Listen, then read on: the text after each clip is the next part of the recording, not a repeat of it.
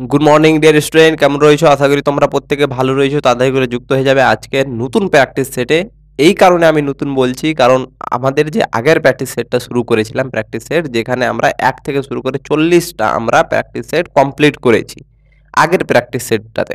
অর্থাৎ 1 থেকে 40টা practice set, যেখানে আমরা প্রত্যেকদিন দেখেছিলাম 8টা করে প্রশ্ন। তাহলে বেশ কিছু আমাদের প্রশ্ন আমরা কমপ্লিট করে নিচ্ছি। আগের প্র্যাকটিস সেটটাতে আমি তোমাদেরকে প্রথমে বলেছিলাম যে প্রথম থেকে যখন 1 নম্বর প্র্যাকটিস সেট শুরু করি তখন থেকে বলেছিলাম যে আমি এই প্র্যাকটিস সেটটাতে কনসেপ্ট নিয়ে চলবো। যেহেতু তোমাদের কনসেপ্ট ক্লাস আমি ক্লিয়ার করেছিলাম না, সেজন্য বলেছিলাম যে আমি প্রত্যেকটা প্রশ্ন কনসেপ্টের সঙ্গে নিয়ে চলবো। অর্থাৎ যেগুলো কোশ্চিন আসবে নতুন নতুন, সেগুলোকে পুরো একবারে ডিটেলসে জিরো থেকে বুঝিয়ে দেবো আমি। আর সেই জিনিসটা আমি করেও ছিলাম, প্রত্যেকটা জিনিস আমি ডিটেলসে বলে দিয়েছিলাম। তাহলে 1 থেকে 40টা প্র্যাকটিস সেট আমরা সেই ফেজে কমপ্লিট করেছি। এবার সেই প্র্যাকটিস সেটটা আমরা কালকে শেষ করে দিয়েছি। আজ থেকে আবার আমাদের নতুন করে প্র্যাকটিস সেট শুরু হবে, যেটা চলবে তোমাদের ডব্লিউবিপি এপি পরীক্ষা না হওয়া পর্যন্ত। যতদিন আমাদের এক্সাম হবে না ততদিন পর্যন্ত এই প্র্যাকটিস সেটটা চলবে, এবং প্রত্যেক একদিন অন্তর অন্তর, অর্থাৎ আজকে হলো কালকে অফ থাকবে, তারপর দিন হবে। এভাবে আমরা প্রত্যেকদিন 8টা করে প্রশ্ন দেখবো, এবং মোস্ট ইম্পর্টেন্ট প্রশ্ন যেগুলো একেবারে তোমাদের প্রিভিয়াস ইয়ারে এসছে সেই টাইপগুলোকে কপি করে, অর্থাৎ সেই টাইপের ওপরে আমরা অ্যানালাইসিস করে সেই সমস্ত প্রশ্নগুলো আমি এই ক্লাসে এই প্র্যাকটিস সেটে নিয়ে আসবো, যেগুলো তোমরা কিন্তু পরীক্ষা হলে কমন দেখতে পেতে পারো। যেই এই প্র্যাকটিস সেট থেকে তোমরা কিন্তু পরীক্ষা হলে কমন দেখতে পারো, সেই জন্য প্রত্যেকটা প্র্যাকটিস সেট এখনো কিন্তু গুরুত্বপূর্ণ হবে। আগের যে প্র্যাকটিস সেটটা আমি করেছিলাম 1 থেকে 40টা, সেখানে খুব গুরুত্বপূর্ণ জিনিসগুলো আলোচনা করেছিলাম এবং কনসেপ্ট ওয়াইজ। এটাতে একটু আমি স্পিডে চলবো, কারণ যেহেতু আমাদের 1 থেকে 40টা হয়ে গেছে এবং খুব তাড়াতাড়ি আমাদের পরীক্ষা হওয়ার সম্ভাবনা রয়েছে। সেই জন্য আমাদেরকে চেষ্টা করতে হবে টাইম ম্যানেজমেন্ট। এতদিন আমরা কনসেপ্ট শিখলাম, আমি তোমাদেরকে প্রথমে বলেছিলাম যে শেষে গিয়ে আমরা টাইম ম্যানেজমেন্ট শিখবো। কারণ যদি আমরা এখন সময়ের মধ্যে যদি না করে আসতে পারি পরীক্ষাতে প্রত্যেকটা প্রশ্ন, তাহলে কিন্তু আমাদের অনেকগুলো প্রশ্ন ছেড়ে আসতে হবে, অর্থাৎ অনেকগুলো আনঅ্যাটেম্প্ট থেকে যাবে। আর যেখানে আমরা কোথাও না কোথাও ডাউনফল দেখতে পাবো আমাদের কাট অফে, অর্থাৎ কাট অফ ক্লিয়ার করতে পারবো না। যদি আমরা 100টা প্রশ্ন না করে আসতে পারি তাহলে কিন্তু আমরা অনেকটা পিছিয়ে যেতে পারি। সেই জন্য চেষ্টা করতে হবে আগে আমাদেরকে টাইম ম্যানেজমেন্ট করা। আর সবচেয়ে বেশি যেটা সময় খেয়ে থাকে পরীক্ষা হলে ম্যাথ এবং রিজনিংয়ে কিন্তু সবচেয়ে বেশি সময় খেয়ে থাকে।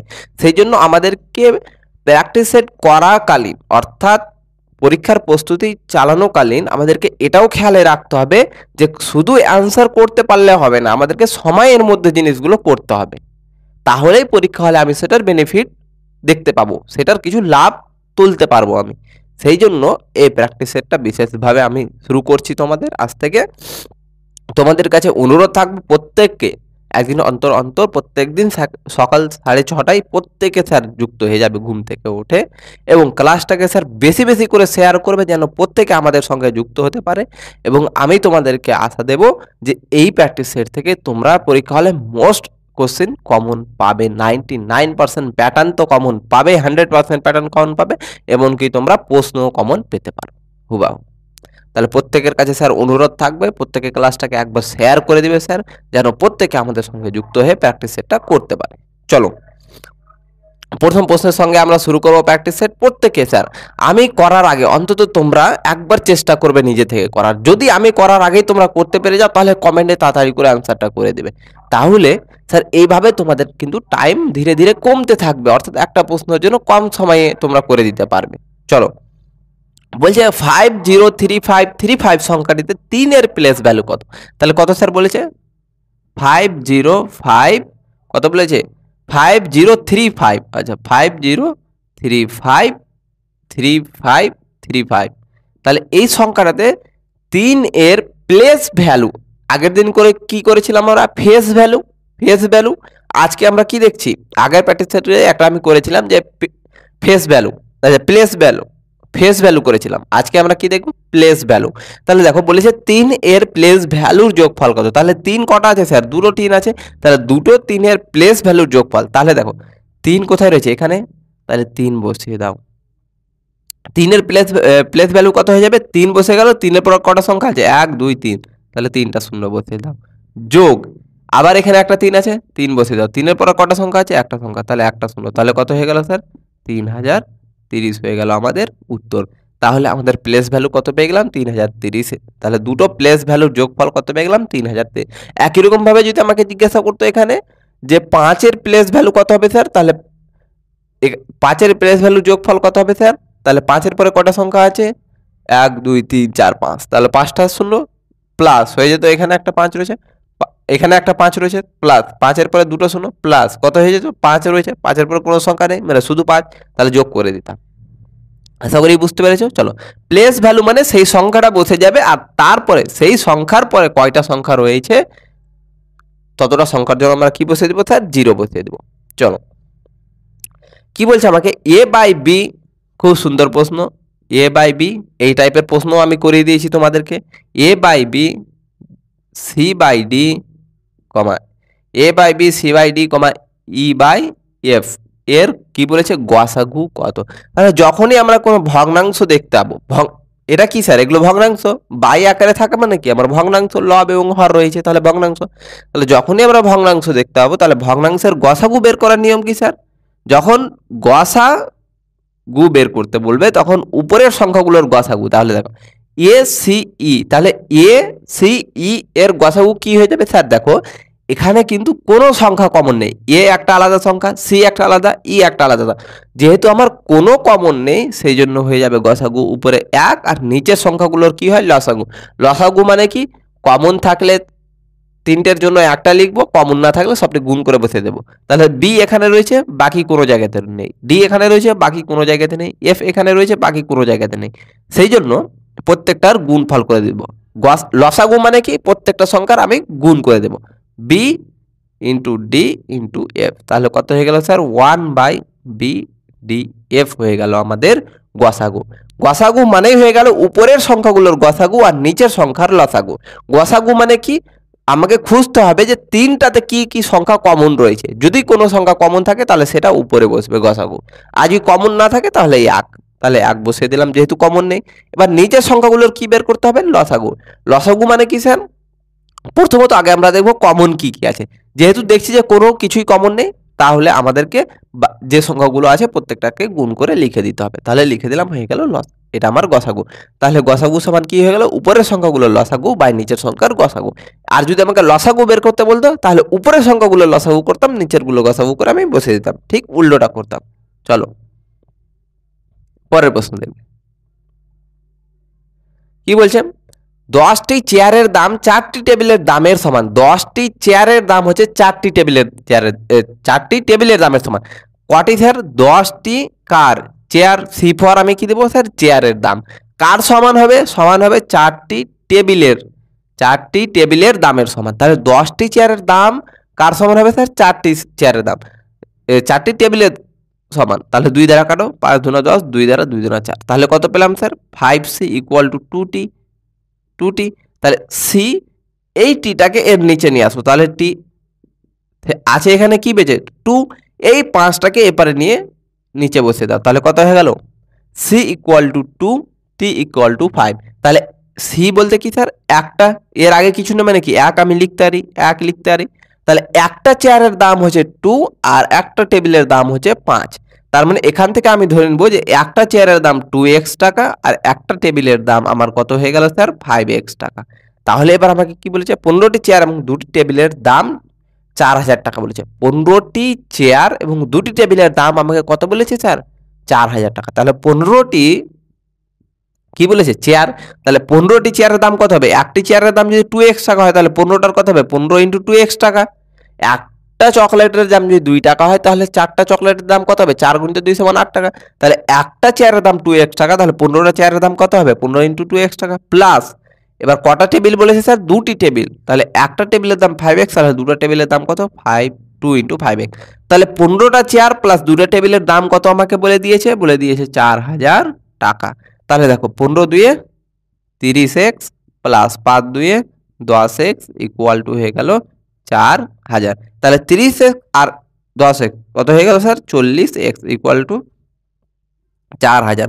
তাহলে 0 0 কাটলো, 4 দ্বারা 100, তাহলে x এর ভ্যালু কত পেয়ে গেলাম স্যার 100। তাহলে x এর ভ্যালু যদি এখন এই জায়গাতে বসিয়ে দিই স্যার, তাহলে 2 ইন্টু 2, এটা কি আছে স্যার, গুণ আকার আছে, 2 ইন্টু এক্স, তাহলে এক্স এর মান কত আছে 100। তাহলে 2কে, আচ্ছা এখানে দেখে নাও, চেয়ারের দাম কত স্যার পেয়েছি 2x, মানে 2 গুণিত এক্স, তাহলে 2 গুণিত এক্স এর ভ্যালু কত পেলাম 100। তাহলে কত হয়ে গেল স্যার 200 টাকা। চেয়ারের দাম কত পেয়ে গেলাম আমরা 200। টেবিলের দাম কত পেয়ে যাবো স্যার, টেবিলের দাম রয়েছে আমাদের 5x, 5x, তাহলে 5 ইন্টু 100, তাহলে কত হয়ে গেল 500 টাকা। তাহলে একটা চেয়ারের দাম পেয়ে গেলাম আমরা 200 টাকা, একটা টেবিলের দাম পেয়ে গেলাম এখন আমরা 500 টাকা।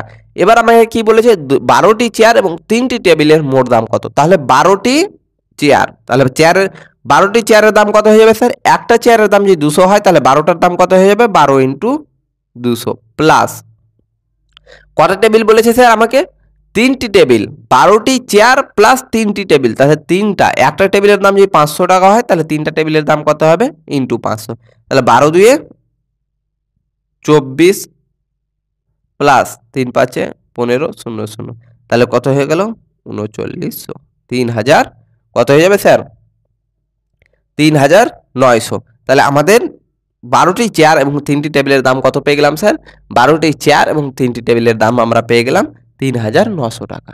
এভাবে আমরা করব। প্রথমে আমাদেরকে কন্ডিশন বলে দিয়েছে 10টি চেয়ার এবং 4টি টেবিলের দাম এত টাকা, তা এই সমান, তাহলে 10টি চেয়ারের দাম যা হবে 4টি টেবিলের দাম সমান হবে। তাহলে এখান থেকে চেয়ার আর টেবিলের রেশিওটা বাইর করে নিলাম। তাহলে চেয়ার আর টেবিলের অনুপাতটা কত হয়ে গেল 2:5। তাহলে চেয়ারের দাম যদি 2x টাকা হয় তাহলে টেবিলের দাম হয়ে যাবে 5x টাকা। তাহলে একটা চেয়ারের দাম যদি 2x হয় আর একটা টেবিলের দাম যদি 5x হয় তাহলে 12টা চেয়ারের দাম কত হবে, 15টা চেয়ারের দাম কত হবে 15 ইন্টু 2x প্লাস আমার দুইটা টেবিলের দাম কত হবে 2 ইন্টু 5x। তাহলে 15টি চেয়ার এবং 2টি টেবিলের মোট দাম বলেছে 4000। এখান থেকে ক্যালকুলেশন করবো, এক্স এর ভ্যালু 100 পেয়ে গেলাম। এক্স এর ভ্যালু যখন 100 পেয়ে যাবো এখানে পুট করে দিব, তাহলে চেয়ারের দাম কত পেয়ে যাবো 200, টেবিলের দাম কত পেয়ে যাবো ইন্টু 100 করলে 500। তাহলে একটা চেয়ারের দাম 200 পেলাম, একটা টেবিলের দাম 500। তাহলে এখান থেকে আমরা ক্যালকুলেশন করে বের করে নিব, টোটাল হয়ে যাবে আমাদের 12টা চেয়ার এবং 3টা টেবিলের দাম 3900 টাকা। I hope clear. চলো পরের প্রশ্ন দেখবে স্যার।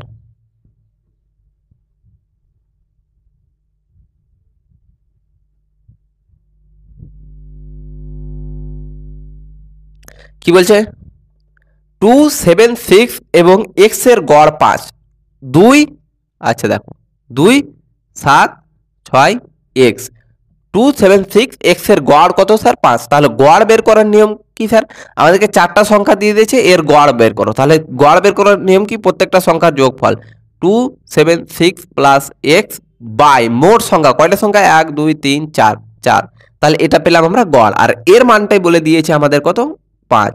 তাহলে এখান থেকে দেখো 7 আর 2 এ কত স্যার 9, 9 6 15 প্লাস এক্স, আর এই চারটা উপরে গিয়ে গুণ করে দাও, 4 5 20। তাহলে এক্স এর ভ্যালু কত হয়ে যাবে স্যার, এই 15টা গিয়ে উপরে যদি মাইনাস করে দিই তাহলে 20 থেকে 15 বাদ হয়ে যাবে 5। তাহলে এক্স এর ভ্যালু আমরা কত পেয়ে গেলাম স্যার, এক্স এর ভ্যালু আমরা পেয়ে গেলাম 5। ক্লিয়ার। এবার যখন এক্স এর ভ্যালু আমরা 5 পেয়ে গেলাম, তারপরে কন্ডিশনে দেখো আমাকে বলছে 18 1 6 এক্স এর এক্স এবং ওয়াই এর গড় হচ্ছে 10। কি কি স্যার বলেছে, 18 1 6 এক্স ওয়াই, 18 1 6 এক্স ওয়াই এর গড় কত বলেছে 10। তাহলে দেখো একটা দুটো তিনটে চারটা পাঁচটা সংখ্যা দিয়ে তাদের গড় বলেছে 10। তাহলে গড় বের করার নিয়ম কি, প্রত্যেকটা সংখ্যার যোগ করো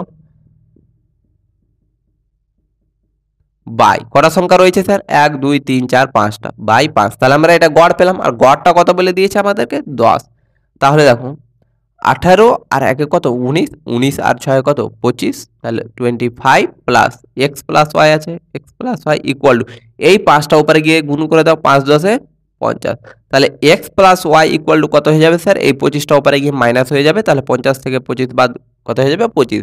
তাহলে এক্স এর ভ্যালু পেয়েছি 5 আর এক্স প্লাস ওয়াই এর ভ্যালু কত পেলাম, এক্স প্লাস ওয়াই এর ভ্যালু পেলাম আমরা 25। তাহলে এক্স এর ভ্যালুটা যদি এখানে পুট করে দিই 5, তাহলে এক্স এর ভ্যালু যদি আমরা এখানে 5 পুট করে দিই প্লাস ওয়াই ইকুয়াল টু 25, তাহলে ওয়াই এর ভ্যালু কত হয়ে যাবে, এই 5টা উপরে গিয়ে মাইনাস, তাহলে হয়ে যাবে 20, 25 থেকে 5 বাদ 20। তাহলে ওয়াই এর ভ্যালুটা কত পেলাম স্যার আমরা 20। কি জিজ্ঞাসা করছে, ওয়াই এর মান কত, তাহলে ওয়াই এর মান কত হয়ে গেল স্যার, ওয়াই এর মান হয়ে গেল আমাদের 20। চলো আশা করি বুঝতে পেরেছো। পরের প্রশ্ন স্যার,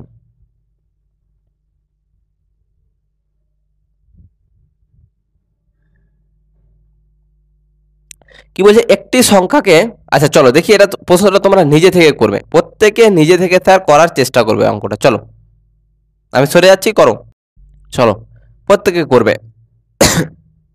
কি বলছে একটি সংখ্যাকে তার 2/3 দ্বারা গুণ করা হলে 864 পাওয়া যায়। সংখ্যাটি কত? একটি সংখ্যাকে তার 2/3 অর্থাৎ 3/2 দ্বারা যদি গুণ করে দিই তাহলে আমরা পাবো কত? 864। তাহলে সংখ্যাটি কত আমাকে জিজ্ঞাসা করেছে। তাহলে চলো, যখনই স্যার এই টাইপের অঙ্ক দেখবে তখন প্রথমে করণীয় হবে যেটা আমাকে প্রশ্নে দেখো, প্রশ্নে ইঙ্গিত করে দিয়েছে একটি সংখ্যাকে, একটি সংখ্যাকে, সংখ্যাটা বলেনি, আমাকে বলেছে একটি সংখ্যাকে। তাহলে প্রথমে আমাদের কাজ হবে সংখ্যাটা ধরে নিব আমরা এক্স। সংখ্যাটা কি স্যার? এক্স। তাহলে বলছে একটি সংখ্যাকে কত দ্বারা গুণ করতে হবে? তার 2/3 গুণ করতে হবে সংখ্যাটার 2/3, 3/2 দ্বারা। তাহলে 3 মধ্যে 2 দ্বারা, 3 মধ্যে কত ভাগ দ্বারা? 2 দ্বারা। তাহলে সংখ্যাটা ছিল এক্স, তাহলে এক্স কে যদি 3 করি, এক্স কে যদি 3 করি তাহলে 3 মধ্যে 2 দ্বারা 2x দ্বারা 2x/3 দ্বারা যদি গুণ করি তাহলে পাবো আমরা কত স্যার? 864। তাহলে বলছে এক্স এর ভ্যালু কত বা সংখ্যাটি কত। দেখো সংখ্যাটি কোনো সংখ্যার সঙ্গে তার 2/3 অর্থাৎ 3/2 দ্বারা, তাহলে 3/2 বলতে কি হয়ে যাবে? নিচের 3 মধ্যে 2 তাহলে 2 মানে কি 2 দ্বারা গুণ করে দেবো সংখ্যাটাকে 2x, তাহলে 2x/3 দ্বারা যদি গুণ করি সংখ্যাটাকে তাহলে পেয়ে যাবো 864। তাহলে দেখো এক্সটা কোথায় রয়েছে? উপরে। তাহলে 2x এর সঙ্গে x গুণ করলে স্যার 2x², আর এই 3টা উপরে গিয়ে গুণ করে দাও তাহলে কত হয়ে যাবে? 864 × 3। তাহলে দেখো এই 2 দ্বারা কাটবো আমরা, 4 2 8, 3 2 2 4, ঠিক আছে। তাহলে x² সমান কত হয়ে গেল? 432 × 3। তাহলে x এর ভ্যালুটা কত হয়ে যাবে স্যার? এখানে যদি স্কোয়ারটা তুলে দিই তাহলে ওপারেরটা কি হয়ে যাবে? রুট আন্ডার হয়ে যাবে। তাহলে রুট আন্ডার করো 432 × 3। তাহলে দেখো 432 কে যদি আমরা ভাঙি 3 দ্বারা, তাহলে 3 দ্বারা ভাঙতে গেলে 3 × 12 × 12 পাবো। তাহলে 12 12 144, আর 144 কে 3 দ্বারা গুণ করলে 432 পাবো, আর এখানে ছিল একটা 3। তাহলে আমরা কি জানি যে রুটের মধ্যে থেকে দুটো জিনিস থাকলে একটা বের করতে পারবো। তাহলে দুটো 3-এর জন্য একটা 3 ইন্টু দুটো 12-এর জন্য একটা 12, তাহলে 3 12 কত হয়ে গেল স্যার? 36। তাহলে এক্স এর ভ্যালু কত হয়ে গেল স্যার? 36। তাহলে সংখ্যাটা কত পেয়ে গেলাম স্যার? আমরা সংখ্যাটা পেয়ে গেলাম 36। আশা করি বুঝতে পেরেছো। চলো পরের প্রশ্ন দেখবে স্যার। ক্লাসটাকে প্রত্যেকে একবার শেয়ার করে দেবে, বেশি বেশি করে ক্লাসটা শেয়ার করে দেবে যেন প্রত্যেকের কাছে ক্লাসটা পৌঁছতে পারে। চলো, নিশি এবং বিন্নির বয়সের অনুপাত 6:5। 9 বছর পরে তাদের বয়সের অনুপাত 9:8। তাদের বর্তমান বয়সের পার্থক্য কত আমাকে জিজ্ঞাসা করেছে। 100% লিখে নাও স্যার, বয়স সংক্রান্ত থেকে 1 থেকে 2টো কোশ্চেন পাবে। আর আমি আগের যে 1 থেকে 40টা পোস্টের 1 থেকে 40টা প্র্যাকটিস সেটের যে সিরিজটা চালিয়েছিলাম সেখানে এত সুন্দরভাবে তোমাদেরকে কোশ্চেন ওয়াইজ ধরে ধরে কিভাবে করতে হবে শিখিয়ে দিয়েছি। আশা করি যারা প্রত্যেকটা প্র্যাকটিস সেট করেছো এবং প্র্যাকটিস করেছো, রিভিশন করেছো, আশা করি তাদেরকে এই প্রশ্ন আর নতুন করে বলে দেওয়ার প্রয়োজন পড়বে না, এবং পরীক্ষা হলে এই প্রশ্ন আসলে তোমরা আশা করি কেউ ছেড়েও আসবে না যারা করেছো। দেখো কিভাবে করবে। নিশি এবং বিন্নির বয়সে বলেছে, তাহলে প্রথমে আগে লিখে দাও নিশি। শর্টকাট অ্যাপ্লাই করার জন্য এনও লিখতে পারো, N for Nishi, B for Binni, ঠিক আছে। নিশি অনুপাত বিন্নি লিখে দাও, ঠিক আছে। নিশি অনুপাত কি হয়ে গেল স্যার? বিন্নির। বয়সের অনুপাত বলেছে 6:5, তাহলে 6:5 বসিয়ে দাও। 6:5। তাহলে এখান থেকে আমি ধরে নেব নিশির বয়স 6x আর বিন্নির বয়স কি স্যার? 5x। এটা কি বর্তমান বয়স। এবার বলেছে 9 বছর পর তাদের বয়সের অনুপাত হবে। 9 বছর পর, তাহলে আজকে যদি তাদের বয়স 6x হয় আর 5x হয় তাহলে 9 বছর পর কত হবে? 9 প্লাস হয়ে যাবে। আজকে যদি তোমার বয়স 10 বছর হয় তাহলে 9 বছর পর কত হবে? 10 যোগ 9 সমান 19 বছর হবে। সেম কেস, আজকে নিশির বয়স 6x, তাহলে 9 বছর পর কত হয়ে যাবে? 6x + 9। এটা হয়ে গেল। আজকে বিন্নির বয়স 5x, তাহলে 9 বছর পর কত হবে? 5x + 9। তাহলে বলছে 9 বছর পর তাদের বয়সের অনুপাতটা কত হবে? 9:8। তাহলে 9 বছর পর তাদের দুজনের বয়সের অনুপাতটা, তাহলে তাদের দুজনের বয়সের মাঝখানে অনুপাত বসিয়ে দিব। তাহলে 9 বছর পর এর বয়স আর এর বয়সের অনুপাত পেয়ে গেলাম এত। তাহলে এদের যে অনুপাতটা সেটা হবে আমাকে প্রশ্নে বলে দিয়েছে কত? 9:8। 9:8। ক্লিয়ার? তাহলে দেখো 6x + 9 অনুপাত মানে কি বাই আকারে লিখা, নিচে লিখো 5x + 9 = 9/8। তাহলে করব কোনাগুনি গুণ 6 8 48 এক্স প্লাস 72 8 9 72 ইকুয়াল টু এই রেখা এরা দ্বারা গুণ করো 5 9 45 এক্স প্লাস 9 9 81। তাহলে দেখো একটা জিনিস 48 এক্স আছে এবারে 45 এক্স আছে, এই 45 এক্সটাকে যদি এপারে নিয়ে আসি তাহলে কি হয়ে যাবে স্যার মাইনাস হয়ে যাবে, যেহেতু এটা প্লাসে আছে। তাহলে 48 এক্স থেকে 45 এক্স বাদ দিলে কত হয়ে যাবে 3 এক্স ইকুয়াল টু এই 72টাকে ওপারে নিয়ে যাবো, তাহলে প্লাস 72 আছে ওপারে গিয়ে মাইনাস 72 হয়ে যাবে। তাহলে 81 থেকে 72 বাদ দিলে স্যার কত হয়ে যাবে 9।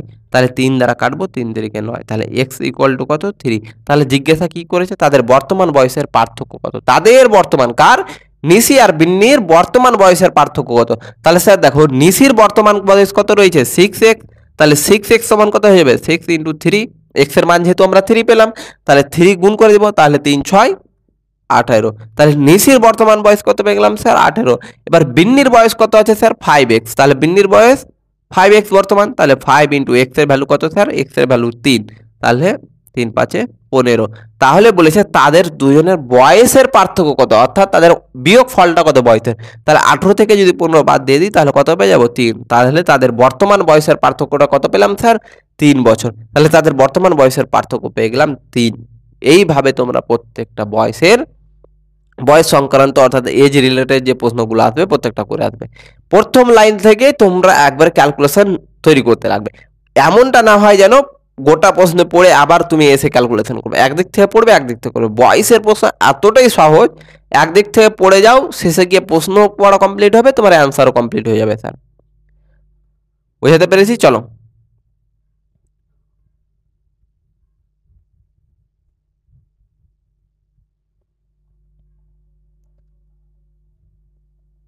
চলো প্রত্যেকে করবে স্যার, খুব সুন্দর প্রশ্ন রয়েছে, প্রত্যেকে করার চেষ্টা করবে একবার। চলো অ্যান্সার করবে প্রত্যেকে, কমেন্ট বক্সে স্যার অ্যান্সার লিখবে। চলো প্রত্যেকে লিখবে, প্রত্যেকে লিখবে স্যার।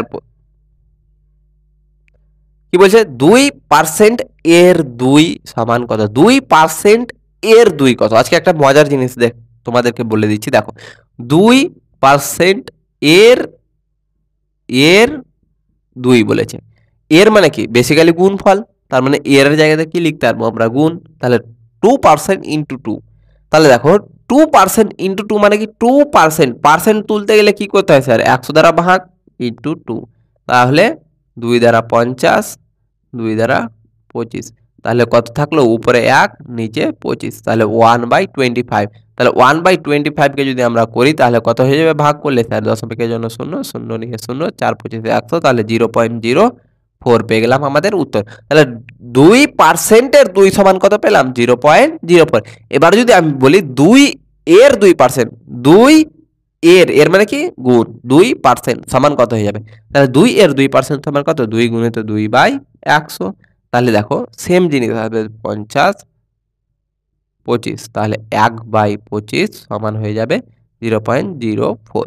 তাহলে 2% এর 2 যা 2 এর 2%ও তা।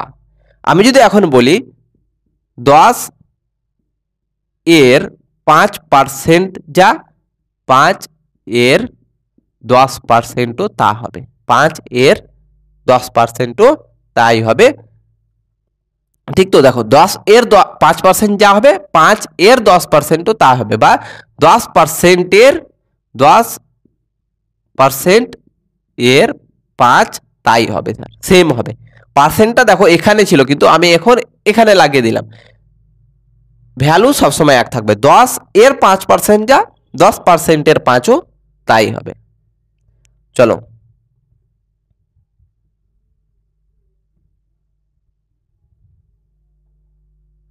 কি বলছে, মোহন এত টাকা দিয়ে একটি টিভি কিনলো, কত টাকা 12,500 টাকা দিয়ে। তুমি মোহনের কস্ট প্রাইস কত স্যার প্রাথমিক কস্ট প্রাইস অর্থাৎ প্রথমে কিনলো যে কত টাকাতে 12,500 টাকা দিয়ে টিভিটা কিনলো স্যার, 12,500 টাকা দিয়ে কিনলো। এবার 300 টাকা পরিবহনে, এবার টিভিটা তো তুমি একটা দোকানে কিনলে, দোকান থেকে এবার বাড়িতে নিয়ে আসছে স্যার কত টাকা খরচ হয়ে গেল স্যার 300 টাকা, পরিবহনে খরচ হয়ে গেল স্যার 300 টাকা, সেকেন্ডারি কস্ট প্রাইস পড়ে গেল তোমার 300 টাকা। এবার কি বলছে 400 টাকা টিভি বসাতে খরচ হলো, এবার টিভিটা যে নিয়ে আসলে নিয়ে এসে এবার তুমি দেওয়াল টিভি নিয়ে এসছো, টিভিটা সেট আপ করতে তোমার আরো 400 টাকা খরচ হলো, তাহলে 400 টাকা। আবার থার্ড প্রাইমারি কস্ট প্রাইস পড়ে গেল আমার কত 400 টাকা। তাহলে বলছে খরচ হলো টিভি কত দামে বিক্রি করলে তার মোটের ওপর 15% লাভ হয়। তাহলে দেখো টোটাল কস্ট প্রাইস কত হয়ে যাবে স্যার, টোটাল সিপিটা কত হয়ে যাবে, 12,500 টাকায় কিনলে 300 টাকা নিয়ে আসতে 400 টাকা বসাতে লাগলো, তাহলে টোটাল কত টাকা স্যার আমার পকেট থেকে গেল, 0 0 12 2 হাতে থাকলো 1 3 1, 13,200 টাকা, 13,200 টাকা আমার গেল পকেট থেকে। এবার বলছে মোটের ওপর 15% লাভ হবে, টিভিটা কত দামে বিক্রি করলে মোটের ওপর 15% লাভ হবে। মোট বলতে 13,200 টাকার উপরে তুমি 15% লাভ করতে চাইতো, 15% এত টাকা তোমার খরচ পড়ে গেছে। এখন বলছে যে কত টাকাতে আমার বিক্রি করলে 15% লাভ হবে। তাহলে দেখো একটা সময় মনে রাখবে 15%-এর ভ্যালু কত স্যার, 15/100, তাই তো? তাহলে 5 দ্বারা কাটি, 3 5 15, 5 20 100, তাহলে 3/20। তাহলে দেখো 15% লাভ কথার হচ্ছে অর্থ হচ্ছে আমার 20 টাকাতে 3 টাকা লাভ করতে হবে। 20 টাকার জিনিস তুমি যদি 23 টাকাতে বিক্রি করো, 20 টাকার জিনিস যদি 3 টাকা লাভে বিক্রি করো তাহলে তোমার 15% লাভ হবে। তার মানে 20 টাকার জিনিস তোমাকে বিক্রি করতে হবে কত টাকাতে, 23 টাকাতে, 20 যোগ 3 23 টাকাতে। 20 টাকাতে কিনে যদি 23 টাকাতে বিক্রি করো স্যার, তবে তোমার 15% লাভ হবে। তাহলে এত টাকার জিনিসে 15% লাভ করতে গেলে কত টাকায় বিক্রি করতে হবে, তাহলে এত ইন্টু 23/20 করে দেবো। তাহলে 0 0 কাটবে, 2 দ্বারা এদিকে 6 2 12, 6 2 12 0, তাহলে গুণ করে দেবো 23 0 0 আর 23 0 0, আচ্ছা 66 কে যদি আমরা 23 দ্বারা গুণ করে দিই তাহলে 3 6 18 8, তাহলে 1 3 6 18 19, আর এদিকে 6 2 12 6 2 12 13, তাহলে 8 1 3 4 5 1 1 5 1 8 0, তাহলে 15,180 টাকাতে বিক্রি করতে হবে। তাহলে কত টাকাতে বিক্রি করতে হবে স্যার, 15,180 টাকাতে। সবসময় মনে রাখবে যে এত টাকাতে কেনার পর এত পার্সেন্ট লাভ করার জন্য কত টাকাতে বিক্রি করতে হবে। তাহলে দেখো 15% লাভের কথা বলেছে, 15% লাভ করতে গেলে কত টাকাতে বিক্রি করতে হবে। তাহলে 15%-এর ভ্যালু জানি আমরা 3/20, অর্থাৎ 20 টাকার জিনিস যদি আমি 3 টাকা লাভে বিক্রি করি তাহলে আমার কত টাকা লাভ, 15% লাভ হবে। তার মানে 20 টাকার জিনিস 20 + 3 কত টাকাতে বিক্রি করতে হবে স্যার, 23 টাকাতে বিক্রি করতে হবে। 20 টাকার জিনিস যদি তুমি 23 টাকাতে বিক্রি করো তবেই তোমার কত পার্সেন্ট লাভ হবে স্যার, আমার 15% লাভ হবে। তাহলে 20 টাকার যদি জিনিস তুমি 23 টাকাতে বিক্রি করো তবে 15% লাভ হয়, তাহলে এত টাকার জিনিস কততে বিক্রি করতে হবে, তাহলে এত ইন্টু 23/20, তাহলে পেয়ে গেলাম আমরা 15,180। তার মানে 15,180 টাকাতে যদি তুমি বিক্রি করো টিভিটা তাহলে কিন্তু 15% লাভ হবে। সবসময় এই জিনিসটা মনে রাখবে। চলো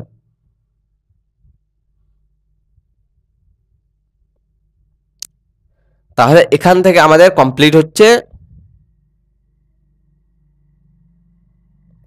এখান থেকে কমপ্লিট হচ্ছে আমাদের আজকের প্র্যাকটিস সেট। আশা করি প্রত্যেকটা প্রশ্ন তোমরা খুব সুন্দরভাবে বুঝতে পেরেছো। যদি কোনো জায়গাতে অসুবিধা থাকে তাহলে অবশ্যই তোমরা কমেন্টে লিখবে, সেই জায়গাগুলো আমি তোমাদেরকে পরবর্তী ক্লাসে বুঝিয়ে দেওয়ার চেষ্টা করব। এবং প্রত্যেককে ক্লাসটা যদি ভালো লাগে অবশ্যই লাইক করবে এবং ক্লাসটাকে বেশি বেশি করে শেয়ার করবে। পরীক্ষা খুব তাড়াতাড়ি হয়ে যেতে পারে আমাদের, তোমরা প্রত্যেকে কিন্তু খুব মনোযোগ সহকারে পড়াশোনা করো।